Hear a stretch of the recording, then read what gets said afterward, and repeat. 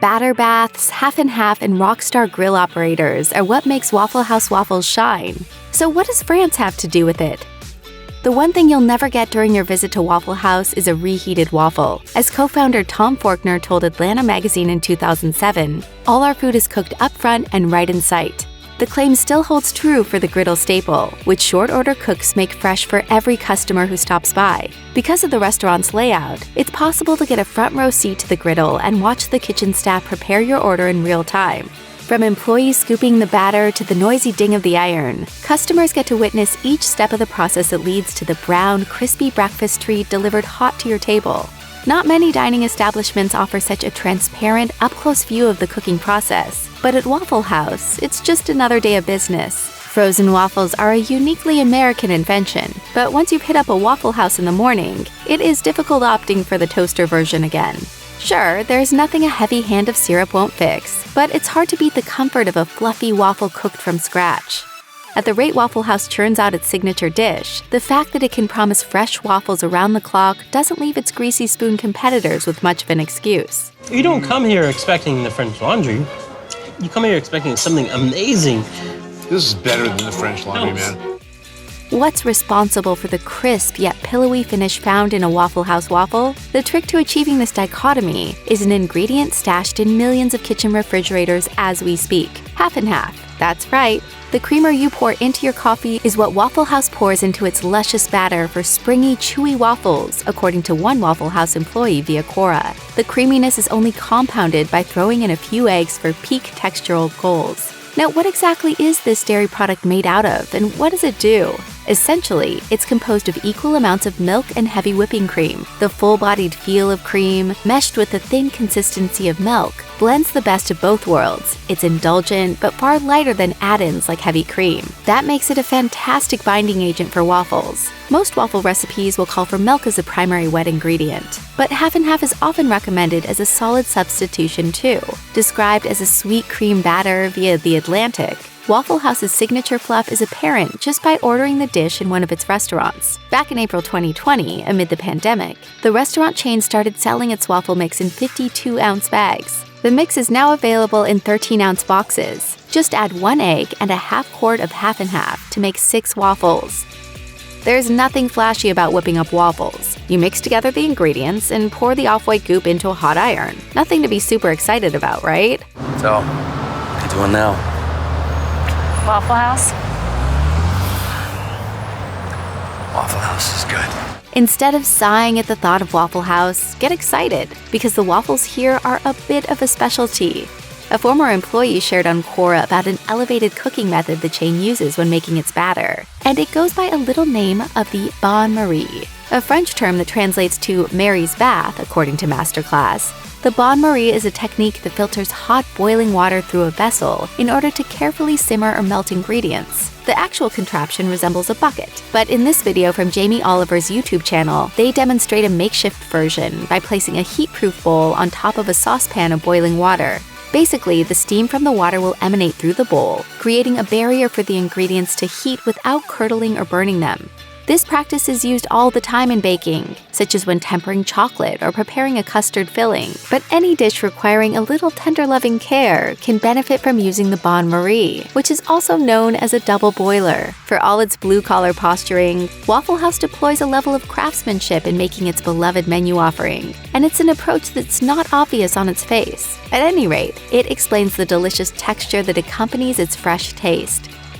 In addition to slinging piping hot waffles around the clock, Waffle House takes a similar tack with the batter. Fresh batches of the creamy mix are prepared every day, and the chain is more than happy to let everyone know about it. In fact, it deserves to brag. Take it from a Waffle House waitress who took to confirming it on Quora, saying, "The batter itself is always fresh and made daily at the actual store." No wonder the waffles are so mouth-watering. Bon Appetit writer Andrew Knowlton got a top-down view of the beloved breakfast spot when he worked a 24-hour shift there in 2015, with a stint covering batter preparation. We'll start off by saying that the batter making is done in an unconventional way. Instead of using the mixing bowls associated with childhood, these waffle experts put together the concoction in industrial-sized plastic tubs. Instead of the trusty wooden spoon, they use a power drill equipped with a whisk at the end of it. Power tools aside, the segment confirmed what other folks in the know said to be true, and that's the fact that the batter, the waffle's lifeblood, is always mixed daily. Although waffle batter can be assembled in advance, there's something to be said about a silky batter whisked together that very morning, and on premises where you'll be eating no less. Think you can recreate these plate-sized frisbees with just any old waffle iron? Waffle House doesn't fool around with cheaply made equipment. And in our eyes, it pays off with perfectly toasted waffles every time. The Southern chain uses the Wells WB1E model to churn out its menu headliner. These are notoriously expensive appliances to acquire. The restaurant supplier Dubbock Fixture and Supply Inc. shows a listing price of $1,348. It's certainly a far cry from the budget-friendly varieties typical in most home kitchens. But Waffle House is not operating that way. In a fast-paced kitchen environment, reliability is a must, and the Wells waffle iron provides that with high-quality features all across the board. It's constructed out of stainless steel for one, and the appliance boasts some pretty nifty features, including an adjustable temperature setting and timer for consistent baking. As a result, the process is less prone to error when line cooks can simply pour in the batter and let the waffle iron do the rest of the work. Waffle House is open 24 hours a day, every day. There's no doubt the restaurant needs dependable machinery to function, and high-quality appliances like the Wells iron allow Waffle House to crank out its signature product with ease. In return, you get the tastiest breakfast this side of the interstate, no contest. If you ever need a reminder to grease your cookware, look no further than the waffle iron. There's no bigger hassle than prying out a waffle that's glued to the griddle, especially when it leaves behind a crumbly mess you'll have to scrub away to fully clean. Waffle House prevents this mishap from occurring with non-stick cooking spray, and it's a small step that guarantees the franchise's signature offering looks and tastes its very best. While Waffle House may not be a home, it's housing some smart tricks. Hey Ben, just a few things to remind you of home. Love, Leslie. Waffle mix. In an Ask Me Anything discussion on Reddit, an overnight grill operator for Waffle House answered some pressing questions on what goes on at the griddle, including the waffle making process. The employee says that prior to pouring in the batter, they season the iron with a spray so the finished waffle doesn't stick once it's finished cooking. The commenter didn't provide a specific product name, but we gather it's a general-purpose cooking spray, like what most commercial kitchens have on hand. Sloppy appearances don't necessarily affect the overall quality of Waffle House's waffles. But in the restaurant's case, greasing the appliance works twofold, making its griddle pucks look presentable and adding a hint of flavor to the browned, crispy exterior. Be warned that cooking spray does contain calories, but for a restaurant where breakfast gets smothered and covered, a spritz of Pam is probably the least of your worries. What separates a waffle from any ordinary griddle cake? The grooves. Row by row, these toasted pockets cradle optimal amounts of syrup and butter, making each forkful a sensory delight. Compared to the plush squares found in Belgian waffles, however, Waffle Houses are noticeably smaller. This sounds like a bad thing, but if anything, that only makes them better for smothering in gallons of our favorite liquefied toppings. Waffle House's particular composition is very much in line with American cooking trends. Contrary to the European version, US waffles tend to be broad in shape and on the chewier side, with miniature-sized iron marks. They're the complete opposite of the generously portioned grids of the ever-popular Belgian waffle. In 2014, Waffle House went on record on Twitter to proclaim the superiority of the American-style waffle in the lead-up to the World Cup matchup between the US and Belgium.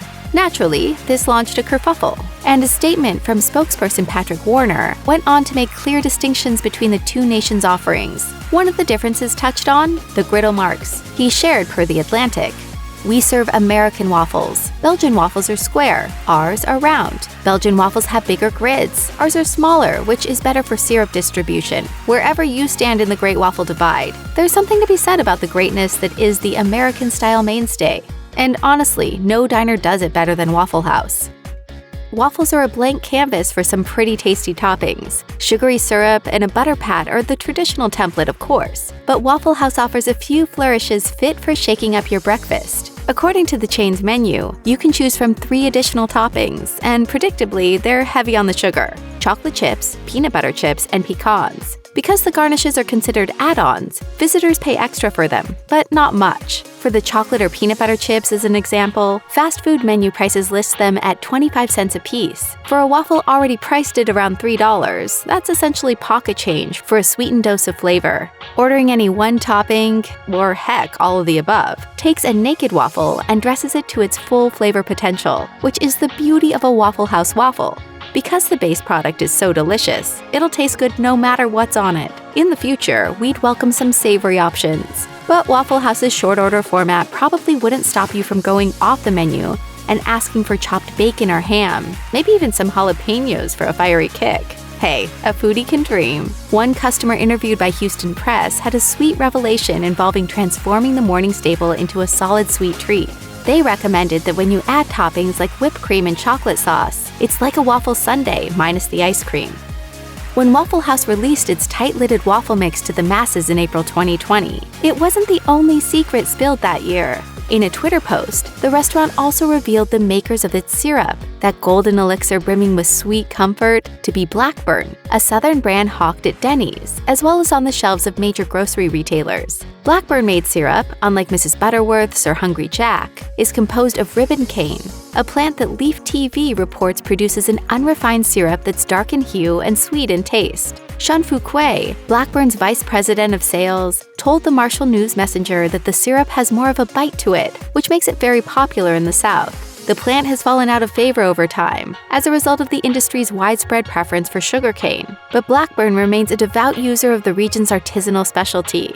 Naturally, it's a perfect match for the Southern waffle chain's flagship product. Dispensing it with a heavy hand is never a bad idea. And should your weekly outing to Waffle House not give you enough of its sickly sweet glory, you can even purchase bottles of it on Amazon. Joke all you want about Waffle House's seedy reputation, but to insist the waffles are only edible after a hard night of partying would be an insult to the talented line cooks behind the counter. You may find yourself asking, what makes a strong waffle game?